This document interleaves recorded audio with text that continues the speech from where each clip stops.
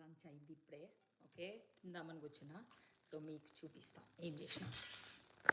పాలకూర, ఆలుగడ్డ కూర. ఓకే, తర్వాత అన్నము, 1.5 కప్పు అన్నము, అరకప్పు కినోవా అండ్ బీట్రూట్ కొబ్బరి చట్నీ.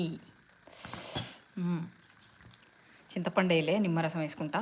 ఇది మొన్నటిది మరల వషించారు. ఓకే, ఇవేమో బయటివి పాలకూర పకోడీ. తర్వాత ఇది కూడా cake, old cake for dessert. నాకు కంపల్సరీ పొద్దున సాయంత్రం తింటా నేను డెజర్ట్, అదనమాట. సో ఇంకేముంది, ఇంకా హోమ్ మేడ్ ఘీ. పెరుగు ఎట్లాగా ఉంటుంది, నేను పెరుగు తినా, అందుకే నేను ఇప్పుడు నేను ఒక్కదాన్నే తింటున్నాను కాబట్టి పెరుగు బయట పెట్టలేదు. అయితే చూడండి, నేను రూమ్ టెంపరేచర్కి వస్తుందని ఎండలో పెట్టినాడ బయట. ఇగో ఎండకు కరిగిపోయింది అంత.